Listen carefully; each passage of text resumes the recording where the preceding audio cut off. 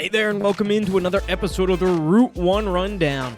Anytime I can talk Terps with you all, it is a great day, and I'm excited to be back to do just that. I'm your host, Steve Gorgie, and believe it or not, in the middle of July, I actually have a pretty big episode planned today. A lot of things going on with Maryland, a lot of things going on in the world of college hoops. We're going to continue our Big Ten summer check-in series. Tonight, we'll check in on the Michigan Wolverines, one of the favorites in the league. I'm also going to get into my power ranking segment this week, my top 5 most hated Big Ten basketball rivals for the Terps. Maryland's been in the league now 11 years. I talked on the last episode, or they played 11 basketball seasons in the league, I should say, and I talked on the last episode about how I think that Maryland is finally starting to feel like they're a real part of this league, and with that comes rivalries. So I will talk about the 5 teams that I feel like are my most hated Maryland basketball rivals within the Big Ten at this point. I'm also going to look at the macro here, talk a little bit about possible NCAA tournament expansion. Yes, that's right. The most perfect tournament in all of sports is going to be possibly modified. I'll tell you all about that and where I stand on things. I don't think it's going to be very hard to figure out, but I'm going to tell you how it may benefit Maryland.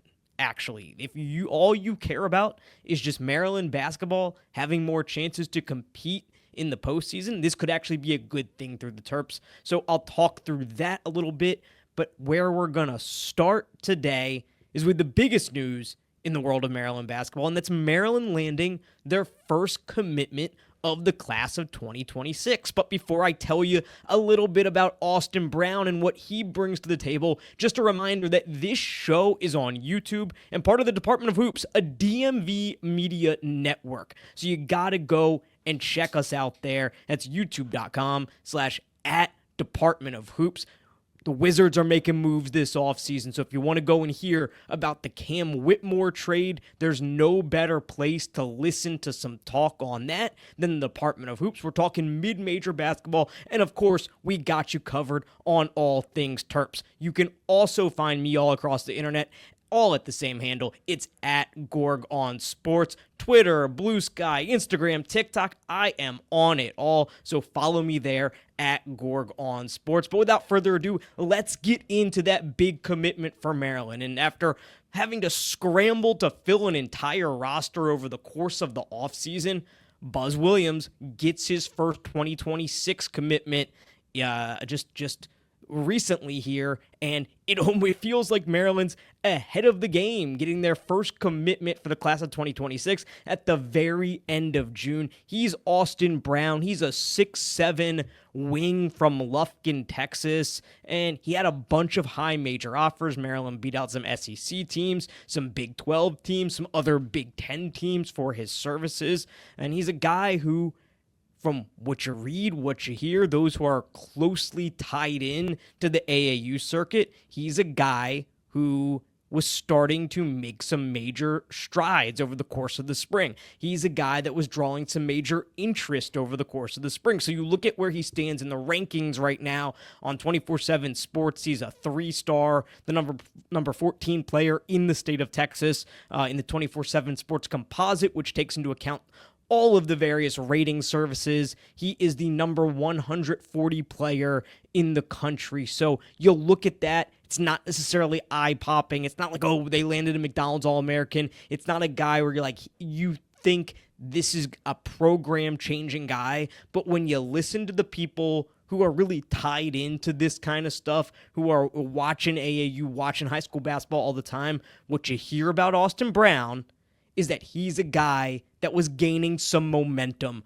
over the course of the spring. And what you hear about his game is that he's a shooter. So what have we been talking about all offseason long? Well, in this for this 2025 Maryland team, or 2026, I should say, Maryland team, one of the concerns is that they don't have enough shooting on the roster. One of the major concerns about Buzz Williams' style of play in his last few years at Texas A&M has been they don't shoot the 3 ball really well. Well, Austin Brown seems like he could be a guy who really helps with that in subsequent years. He could be a guy that addresses some of those three-point shooting concerns. So from that perspective, it's a good thing. The other thing that stands out to me about this, you might have caught, he's from Texas. This feels like just another example of Buzz Williams and his ability to build relationships. So Brown, after he committed, he gave some interviews, and one of the things he has said is that this staff has been on me for a while. Buzz Williams and his staff were recruiting him at A&M, and he felt comfortable enough with that staff who was recruiting him at A&M, who had made those inroads, to go all the way, make the decision to go all the way from Texas up to College Park for college, felt completely comfortable with that because of Buzz Williams, his staff, and the relationship that they've been able to build over the course of the years. I have been critical, or I was critical when Buzz Williams was first hired and assembling his staff about how could they not have a DMV guy on the staff? How could they not have a DC guy? How could they not have a Baltimore guy? How could they not have somebody tied into those talent-rich areas, which Maryland sits right in the middle of, essentially? How can you not make those connections? How can you not have somebody to open doors? And I would say so far, I've been really impressed with what this staff has done. Now, there is a distinct lack of local flavor on this year's team, but I've been impressed with the way that they've been able to go out and kind of out of nowhere get a guy like Darius Adams to join this year's team, a really highly rated guy who was committed to UConn, a McDonald's All-American. That's impressive to me. The way they've been able to, the relationship building is something that has just stood out so much, where everybody that commits, whether it's a guy like Andre Mills, who went to Texas A&M, redshirted, and then followed this staff to Maryland, to redshirt speaks volumes to me about the relationship building and trust that a player has in Buzz Williams and his staff. But B, then to redshirt and then transfer with him says even more. So when you see things like that, when you hear things like from Austin Brown, who says they've been recruiting me forever, I'm comfortable with them, location doesn't matter because I'm comfortable with this staff, it is encouraging when you think about what they can do, even if they don't necessarily have that local connection. They don't have somebody to open the door. Now, of course, the proof will always be in the pudding. At the end of the day, when it comes to recruiting, all that really matters is, can you get the job done? Are you able to deliver? And the class of 2027 is a big one here locally, and I think that's where we're really going to tell with this staff. Okay, did they make a mistake by not bringing in somebody to open the door for them, or does all of that not really matter? If you have a staff of guys who are great relationship builders, great coaches, can you go anywhere, build those relationships quickly, and build that trust with the local coaches around the area, with the players around the area, and deliver? And at the end of the day, it's all about results, and I think we'll really get an answer to that question when we see where some of these guys in the class of 2027 go. But for now, in the class of 2026, Maryland is on the board. Maryland has a commitment in Austin Brown, and it seems like one that could be a good one down the road. He seems like a guy that looks like he could be a contributor, addresses an area of potential need. He's got some good positional length, and as with any of these guys, it's all about how he develops over the next 18 months before he sets foot on campus, and how, or about a year before he sets foot on campus, and then how he develops once he's here in College Park. Now let's move on to some macro news impacting the world of college basketball right now. And this week, the Division I Men's Basketball Committee is meeting in Savannah, Georgia, and the main discussion point on the docket that we as a college basketball viewing public actually care about is, will the NCAA tournament expand? So Pete Thamel of ESPN, really more known as a college football writer, had reported a couple weeks ago towards the end of June. It was June 24th. He came out with the story that the NCAA is close to a decision on tournament expansion. In fact, he said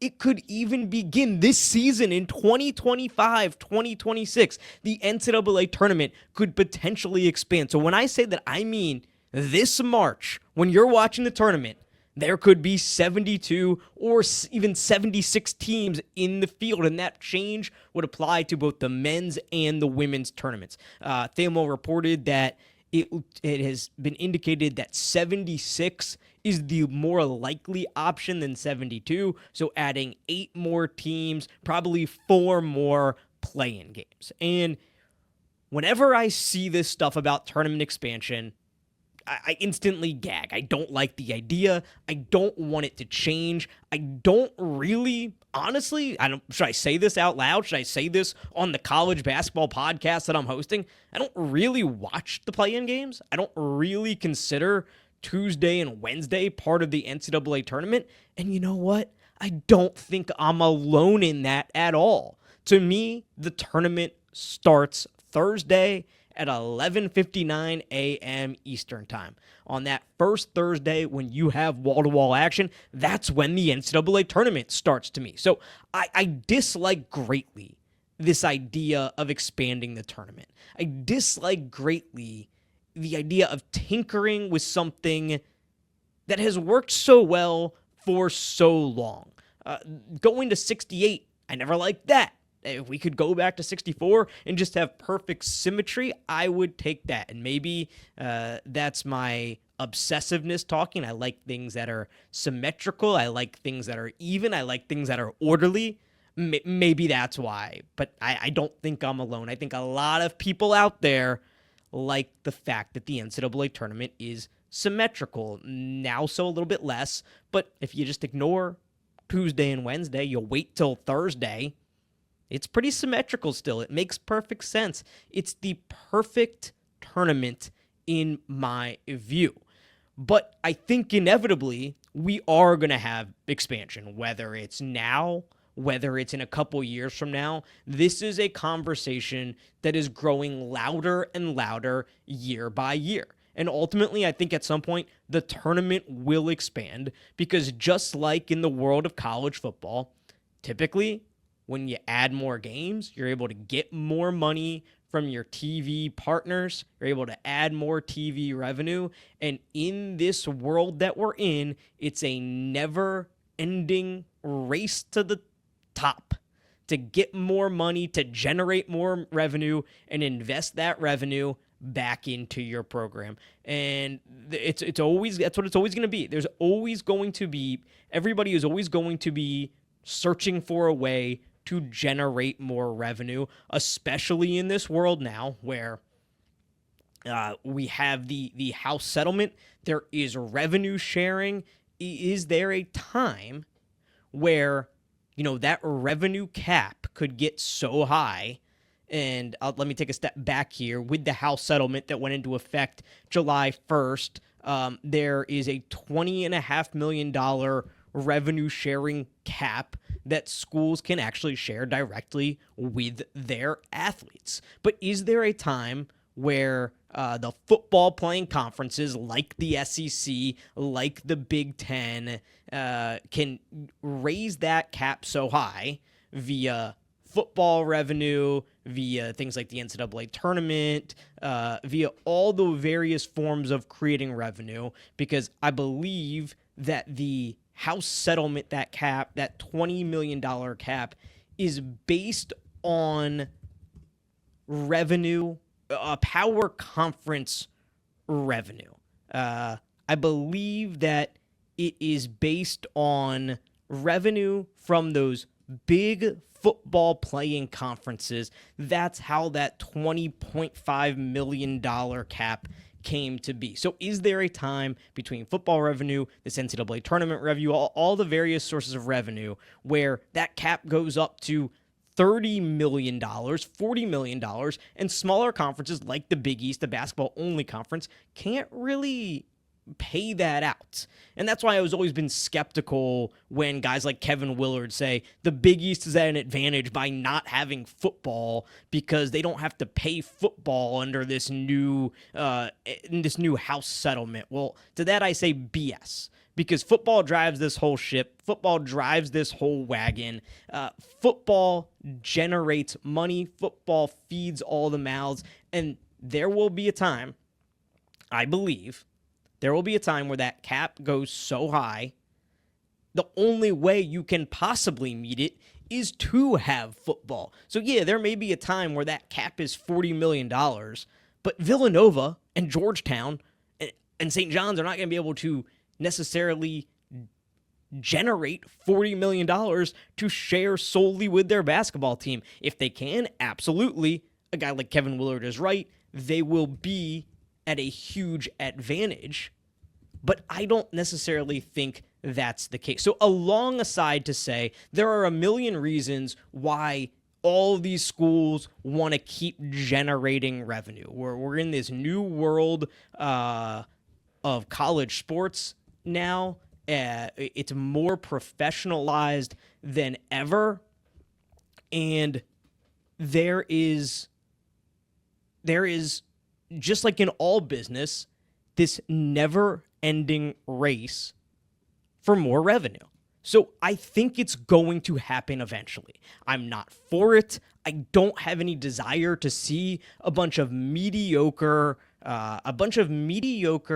500 power conference teams who had ample opportunity to make the NCAA tournament play. I think all this does is devalue the regular season, a regular season that has already been devalued time and time and time again over the course of, the last 20 years. And it's a regular season that has been, that people are finding stale.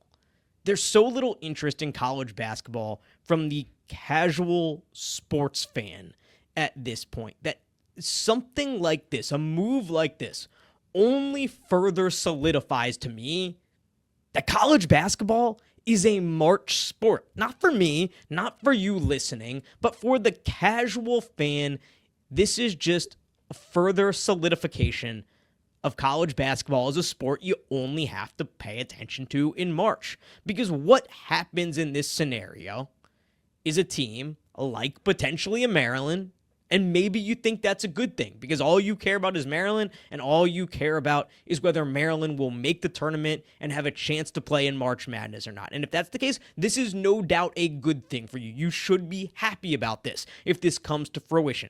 But what will happen, and what I fear happening, is that your casual Maryland fan who can't be bothered right now to go to a game against Northwestern on a February Tuesday night will say, well, I don't even need to watch that game. Why do I need to turn that game on? Why do I even want to go to a game against, say, Michigan State?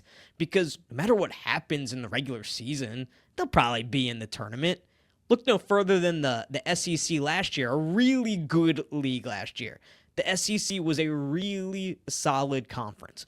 But you had teams like Texas, like Oklahoma, that were 6-12 in conference, making the NCAA tournament. More and more things like that will only continue to happen if the tournament expands. And I just don't think that's a good thing. When you know your team can make the tournament at 6-12, if you're playing in the Big Ten at 8-10, or at 8-12 rather, maybe even 7-13, why bother watching? Why bother showing up? And I think that's one of the things for me that has always differentiated college basketball from the NBA. Make no doubt about it. There's no argument. The NBA is the best basketball league in the world. The talent in the NBA, you can't even sniff it. College basketball doesn't sniff the talent in the NBA rather. But what has always been different about college basketball is that the NBA is an 82-game regular season, where if you do enough, you can make the playoffs and you can still win an NBA championship. With college basketball, there's always been an urgency. 30-ish games, they're all relatively important. Winning your conference means something. Playing for seeding means something. Playing for seeding in your conference tournament means something. And I just fear that we continue to dilute the regular season if the NCAA tournament expands again. So again, if all you care about is Maryland having more opportunities and a better chance to make the NCAA tournament, then this would actually be a very, very good thing. The teams that will benefit the most are the teams like Maryland, are teams in the SEC, are teams in the Big Ten, are teams in the Big 12, these mega conferences, these power conferences that have very, very good athletic departments, have very good basketball programs. That is who will benefit from this. And it will give you more leeway if in a tough conference you go 7-13. It'll give you still that opportunity to potentially make the NCAA tournament.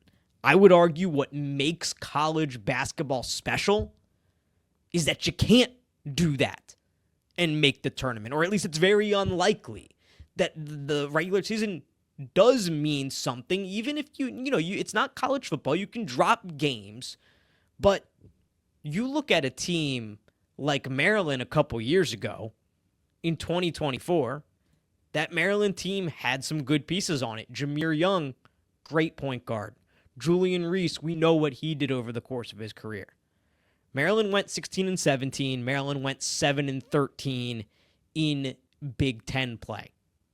Maryland did not make the tournament. Maryland did not earn a spot in the NCAA tournament. And I'm not saying that Maryland team would have made the tournament. In fact, I believe there is still a rule that you have to be 500 or better to make the NCAA tournament. But a team like that Maryland team, let's say, for example, that Maryland team's resume was just a little bit different. That Maryland team, instead of going 16-17 overall, they had gone, 18-15. And let's say they had gone 9-11 in Big Ten play. Is that team really a team that earned its way in the tournament? I don't think so. And I think it just devalues all of these regular season games. So bottom line for me is I think the tournament is great as it is. I don't think it needs to be changed, and I don't think the college basketball regular season needs to be devalued more than it already has. Back to my point on these growing revenues and what growing revenues would mean for some of these bigger football playing schools and conferences. So that $20.5 million that I talked about as far as the revenue sharing cap, that number is about 22% of average athletic department revenue across power conference athletic departments. So again, I do say when there is a time that's possible in the future, if a revenue grows enough among those power conference athletic departments, and there are some recalculation periods as part of this settlement. I'm not sure on the exact specifics on when those recalculations will take place, but I know that is part of it. It's possible that it grows to $30 million, to $40 million, to even $50 million. And the Big East, other schools or other conferences, basketball-only conferences like the WCC, schools and conferences that do not offer football, do not sponsor football. Right now, it seems great for a school like Villanova, for a school like St. John's. They say, hey, we can go and give all $20.5 million to our basketball team, so we don't have to worry about big-time FBS college football. Well, it sounds great right now, but in the future, if that cap does rise to $30, $40, $50 million, are you still going to be able to do that when you don't have any football revenue coming in? So, man, I feel like I always come back to Kevin Willard in some way, shape, or form, but I find that idea, and I have since he said it, that these Big East schools are at some sort of advantage when it comes to this revenue sharing era, absolutely laughable. Because at the end of the day, Football is what makes money. Football is what drives revenue. And football is what feeds everything else. And I refuse to believe that the SEC, the Big Ten, and the Big 12 and ACC to a lesser extent will not always continue to have an advantage because of that.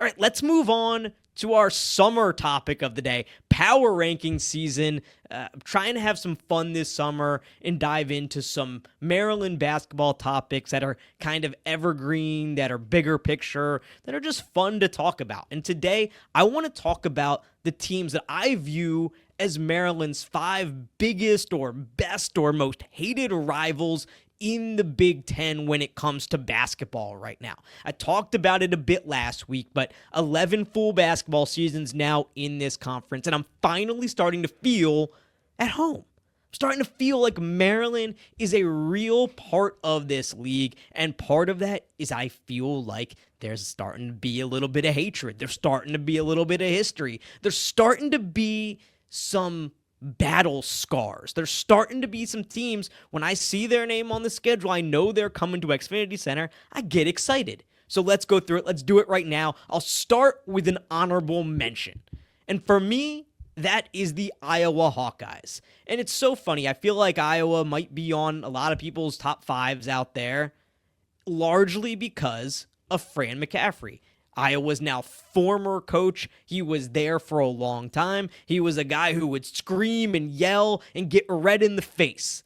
And it's so funny to me that I found myself disliking Fran McCaffery, a guy who would scream and yell and get in the ref's face. And also, you'd play high-tempo basketball, a style of basketball I really like.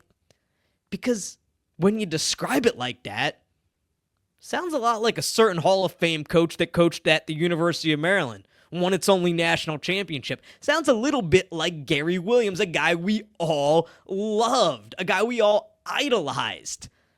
So it's funny that I put Iowa on here largely because of my dislike, my irritation for Fran McCaffery over the years, and in talking to other Maryland fans, their distaste for Fran McCaffery in his antics over the course of the years, despite the fact when you just lay it out objectively, Fran McCaffery kind of on his face sounds a lot like Gary Williams. Now, not quite coach, nearly the coach, certainly doesn't have the resume, the pedigree, not quite the defenses. His Iowa teams never played defense, but when you just say he's a guy that yells and gets in the ref's faces and goes nuts on the sideline and has a temper and plays up tempo, sounds a lot like Gary Williams. So I always found that funny, but yet I wasn't immune from the Fran McCaffery hatred either. Also, when you look back at some of Maryland's history in the Big Ten,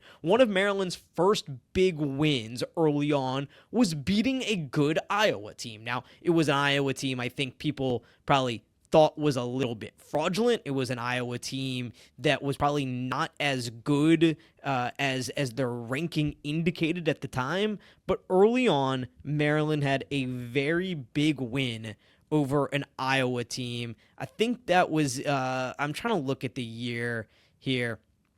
I don't know if that was I don't think it was 2016 now. This is terrible radio, terrible podcasting right now. But Maryland had a very big win over an Iowa team early on in the Big Ten tenure. Iowa was number 2 in the rankings, and Maryland beat them.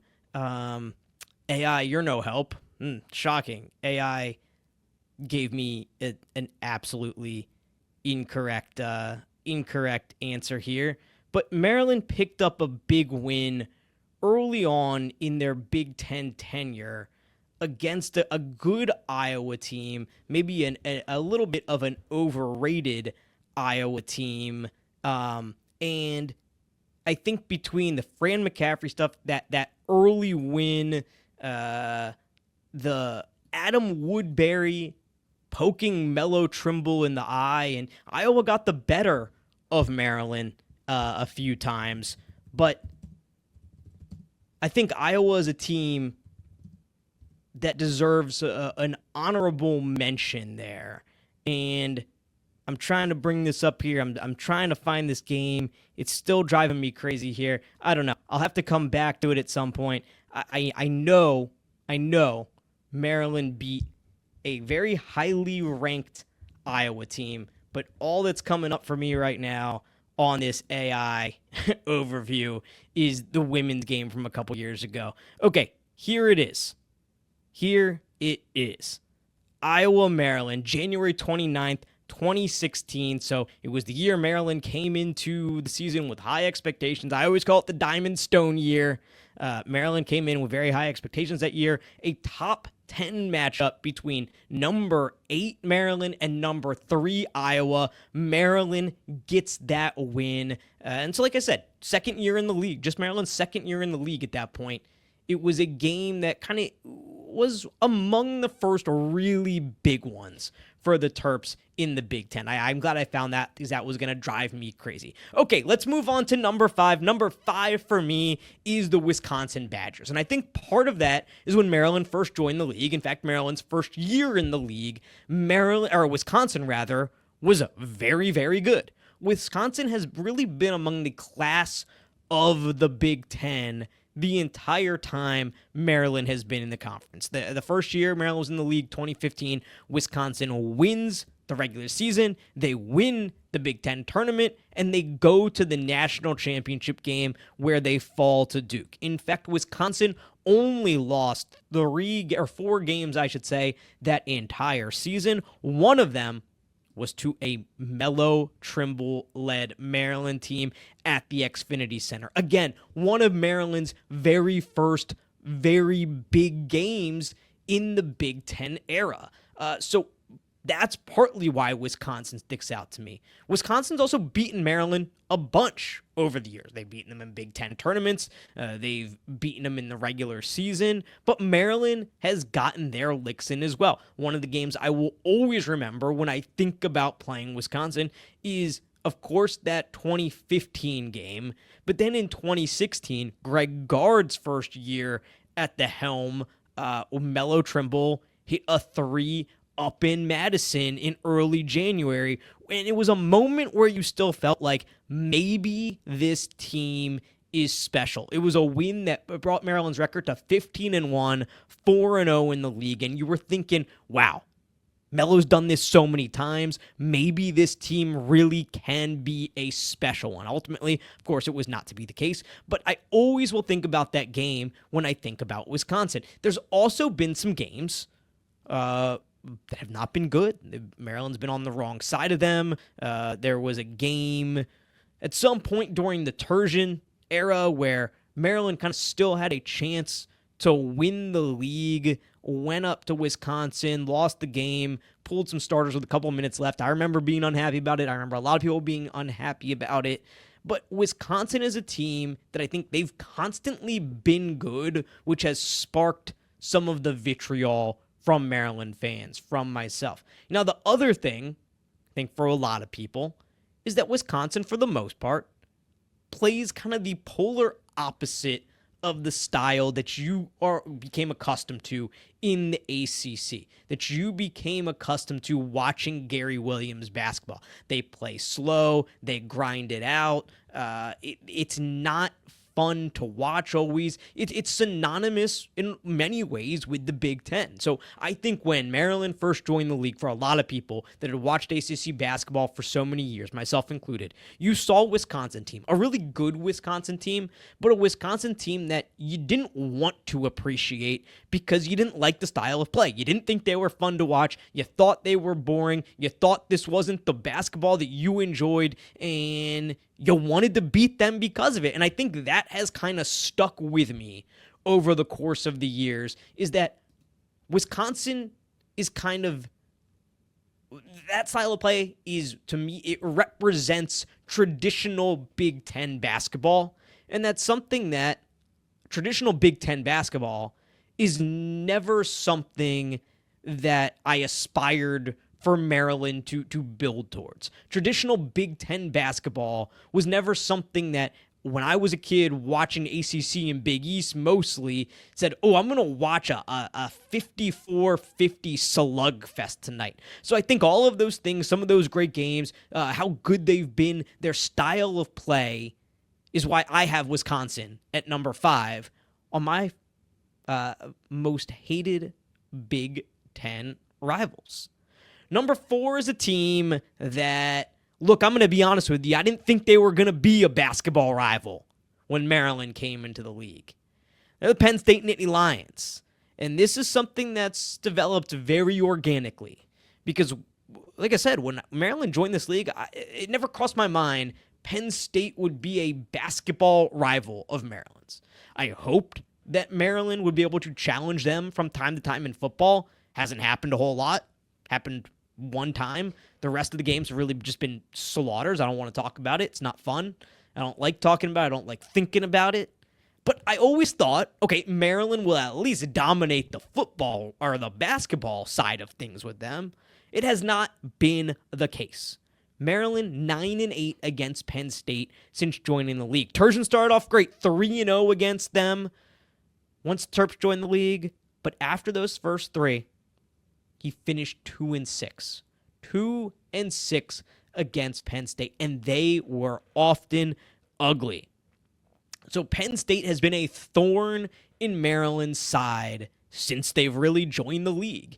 And it's something about a team that you're supposed to be better than. It's something about a team that you expect to beat. It's something certainly about a team that has a ton of alumni in this area. It's something about a school that is just much better than you at football. And then you add to the fact that you go on a 2-6 run against them in basketball too. And there's certainly a hatred for the basketball program that has developed for me, and I think a lot of other Terps fans. I know it was a huge deal for me and the people that I talk to regularly about Maryland when the Terps were able to go up there last year towards the end of the season, coming off that Michigan State, heartbreaking Michigan State loss, and go and get a win against the Penn State team. It was not a good Penn State team. They finished the year 16-15. That was a big deal. Even beating a Penn State team that couldn't make the Big Ten tournament, that was home for the Big Ten tournament. When that's a big deal, you got to consider it at least somewhat of a rivalry. That's why they check in for me at my number 4 most hated team in the Big Ten. Number 3 is the Indiana Hoosiers.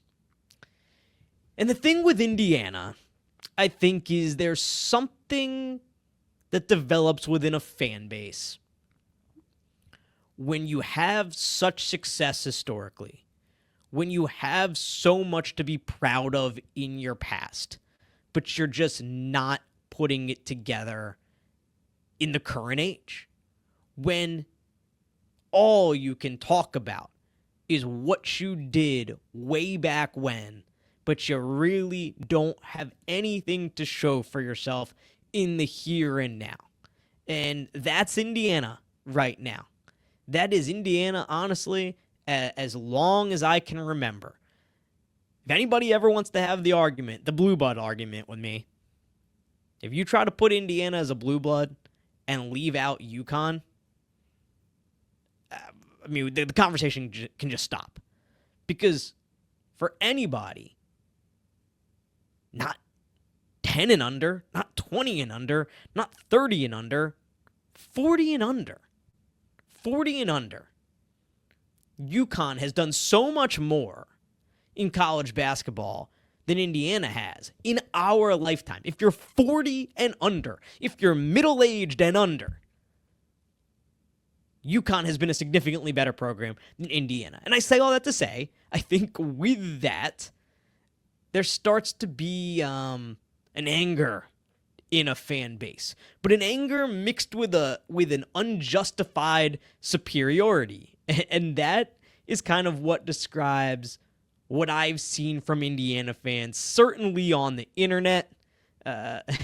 It's one of the most passionate fan bases out there. I have a ton of respect for them from that perspective, but it is not a fan base that appreciates where they are in the sport right now. And the Maryland fan base, to some extent, were a fan base that I think has a bit of an inflated perception of itself compared to what others do nationally. And so maybe it's that conflict between two fan bases like that. But whatever Maryland has, Indiana has, times 10 because of how much better their history is, but also what their fall has been.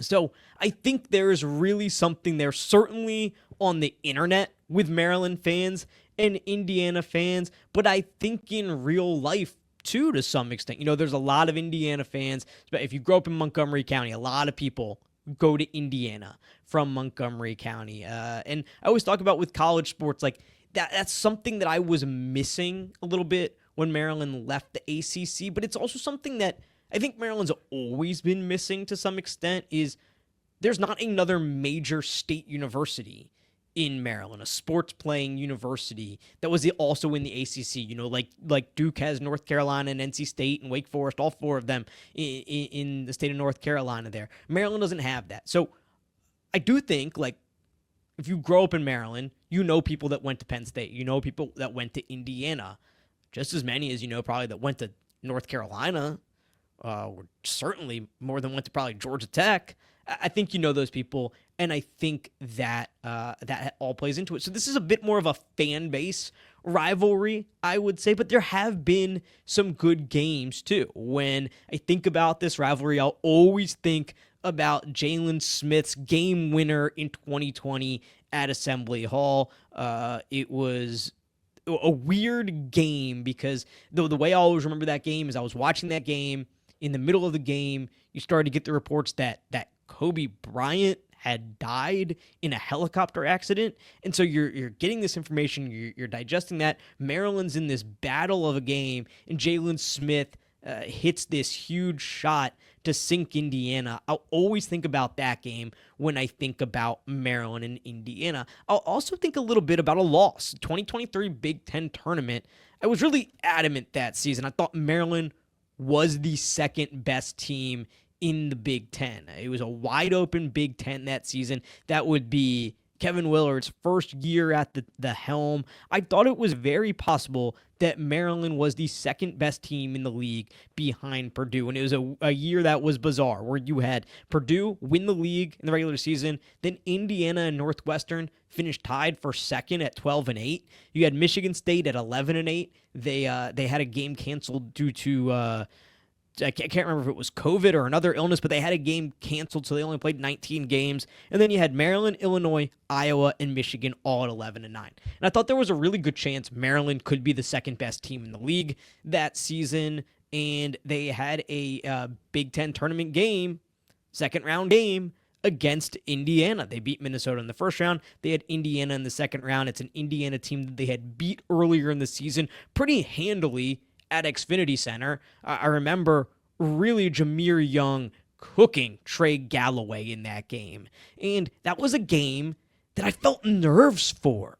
It's like, I really want to beat this Indiana team. There has been a lot of talk on the internet. Again, it goes back, I think, to the internet. And you know what? The part I didn't mention is Indiana always gets the benefit of the doubt from Big Ten media and from the national media because of their history.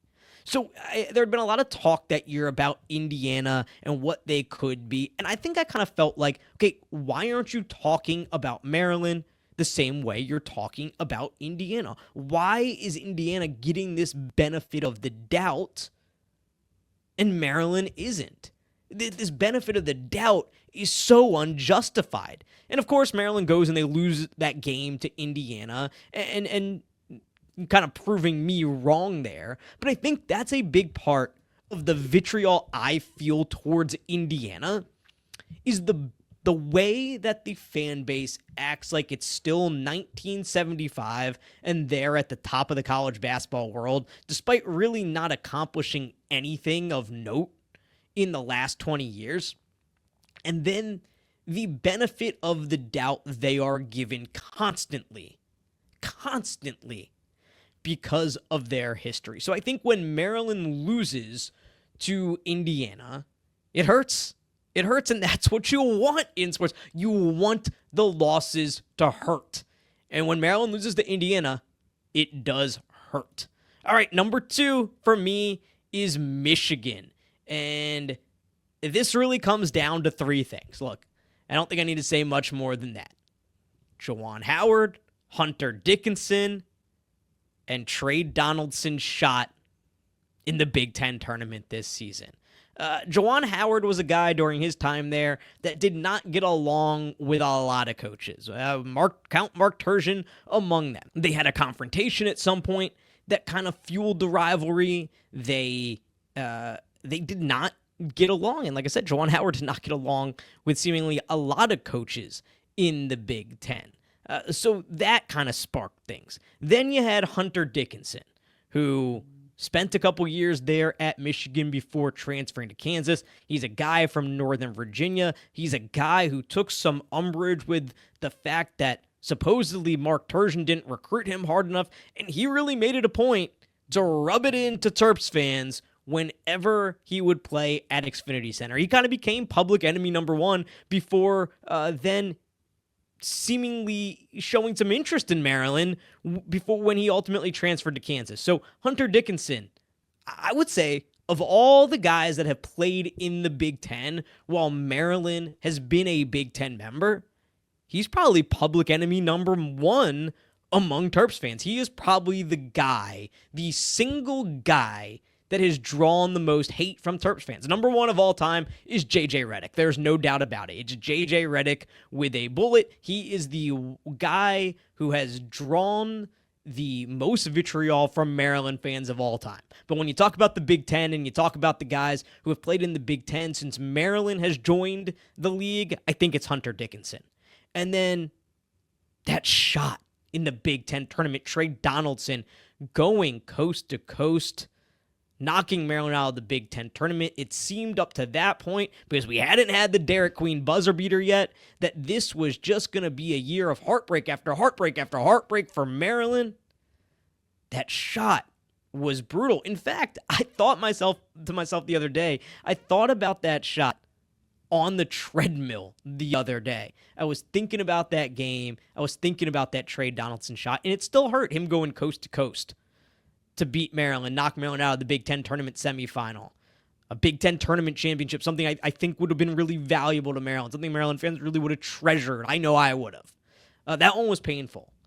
So, because of Juwan Howard and his confrontation with Mark Turgeon, because of Hunter Dickinson, public enemy number 1 among Big Ten players for Terps fans, and because of that heartbreaking loss in the Big Ten tournament this year, give me Michigan at number 2. And we'll finish it off with one that I think is a no-brainer for everybody out there, and it's Michigan State. Look, there's a history of Michigan State that goes back before Maryland joined the Big Ten. 2003, Michigan State knocks Maryland out of the NCAA Tournament in the Sweet 16. 2010, they end Gravis Vasquez's career in the round of 32, a loss that I don't know if I will ever get over. I always say that was the day I lost my sports innocence, the day that Maryland lost that game to Michigan State. I don't think I will ever be able to view sports the same way, because I was in school at the time. I love that team more than anything. I don't think I was so locked in on that team. It didn't seem possible they could lose in that manner, and that's how the season would end. But they did, and there's a history that goes back with Michigan State even before joining the Big Ten. Then once Maryland joins the league, there's some good moments in there. Melo Trimble had some big regular season moments against Michigan State. You want to talk about early big games in the Big Ten for the Terps in that first season, and this is one that I don't need to look this up. I can remember it right off the top of my head. Maryland's first ever Big Ten game on the road at the Breslin Center. Maryland wins in double OT. And it was a moment you thought, like, yeah, this Maryland team really is good. They hadn't made the tournament in any of Turgeon's first 3 years. They had that big early season tournament where they went on and they beat Iowa State, and they got that win on the road to Breslin Center. You're like, yeah, this team is good. Then they had that moment at home, a Saturday game on CBS where Melo Trimble was breaking ankles right before halftime, hit a three to go into the locker room. I remember just the buzz at that point. So there's been some decent memories against Michigan State. Melo Trimble's last home game, he had a big three at the end of the game to give Maryland the win. So there has been some good, but man, there's been a lot of heartbreak against Michigan State. 2015, the Spartans knocked Maryland out of the Big Ten tournament. 2016, and of course, Trey Holloman hits the half-court shot this season that I have talked about so much. So Michigan State, to me, it's easy. There's a history that goes back far beyond the Big Ten. There's been some great games that have gone both for and against Maryland since they've joined the Big Ten. They're constantly good, and they are constantly a team that you want to beat. So for me, Michigan State tops the list of my most hated Big Ten rivals. So to recap, I have Iowa as an honorable mention, Wisconsin at 5, Penn State at 4, Indiana at 3, Michigan at 2, and Michigan State at 1. So hit me up across social media platforms. Tell me what you think. Who are your most hated Big Ten basketball rivals as a Terp fan? I'm really curious about this because I do think these rivalries have developed over the course of the years. And talking about Michigan, talking about the state of Michigan, let's finish up today's show with our summer Big Ten check-in series. We'll talk about those Michigan Wolverines. And Michigan is a team that's expected to be one of the favorites to win the league this year, right up there with Purdue. Purdue, at this moment, 9-1 to win the national championship. The favorite in the whole country to win the national championship on FanDuel. Right behind them is Houston at 10-1, Duke at 13-1, and then there is a group of 5 teams. Michigan, Florida, Kentucky, St. John's, and UConn, all at 17-1. So, based on the betting odds, Michigan is one of the top, call it 4 to 7 teams, certainly top 10 teams in the country this year, preseason, based on the betting odds. That's what you can expect from Michigan this season. Now, why? Why is everybody so high on Michigan? Well, look, Dusty May came in. They had a really good season last year. They brought in a unique roster. They were playing that 2 big lineup with Vlad Golden, Danny Wolf, really nice compliments for one another. They had a great season. They go to the NCAA tournament. They win the Big Ten tournament. They go to a Sweet 16 in Dusty May's first year. And Dusty May just kind of continues to show what he was able to do at FAU, why he was able to take Florida Atlantic to a Final Four as he takes this Michigan job. And the roster will look very different this season.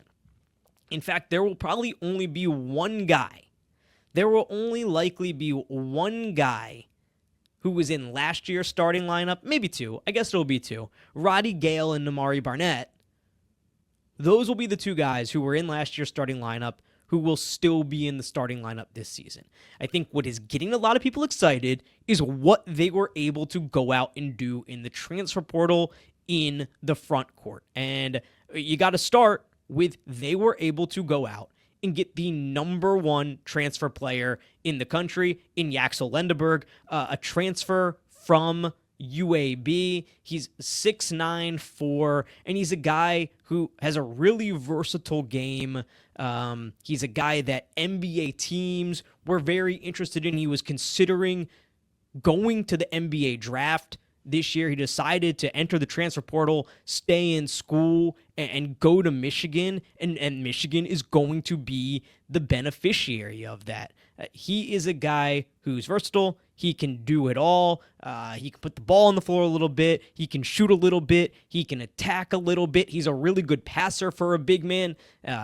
Sound familiar with Danny Wolf there? So he is a guy that people are extraordinarily excited about. Now, they also go out and they add to the front court with Morez Johnson, a guy from Illinois. He was a freshman last year, and people are expecting him to take a step up in his sophomore season. The FIBA U19 tournament is going on right now, and Morez Johnson has been having a pretty good tournament from what I understand, at the FIBA U19 World Cup. He's a guy who's super athletic, and he's going to fit in probably at the 5 next to Lendeborg. I expect Lendeborg to play the 4, and you expect Morez Johnson to play the 5. Now, those guys are both a little bit smaller than Golden and Wolf. They're not 7-footers. They're both 6'9", but they are still two very, very good big men. And then just for good measure, they go out and they also get 7'3" Ade Mara, who was a reserve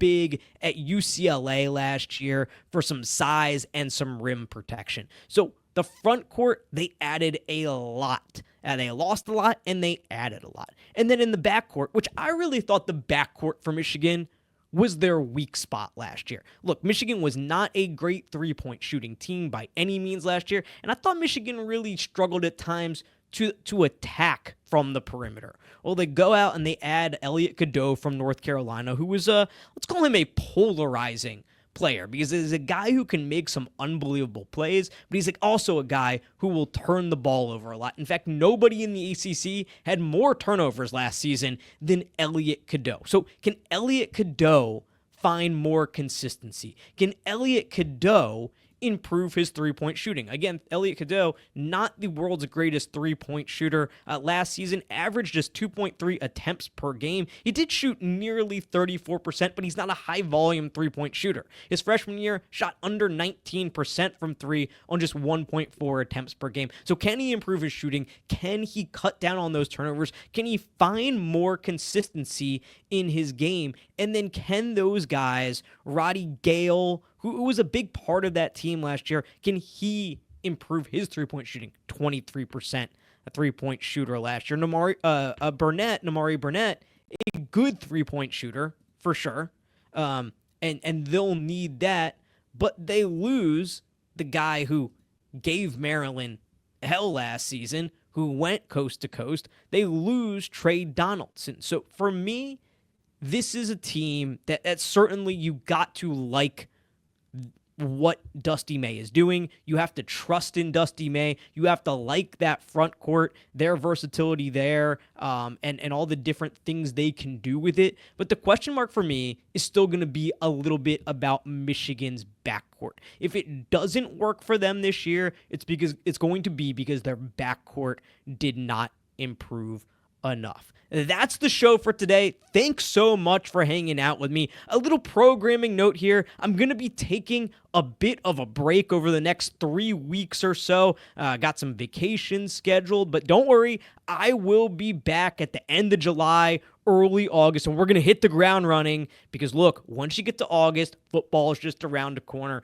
That means basketball is right after that. We're going to be consistent. We're going to be breaking down these Big Ten teams. We're going to be talking Terps. So if you need a fix over the next couple of weeks, make sure you check out Inside Maryland Sports Radio. I just recorded a great episode with Matt Moderno over there. We basically went in depth through all of Maryland's transfers. We talked about where they rank as far as Big Ten transfer classes. We talked about individual players.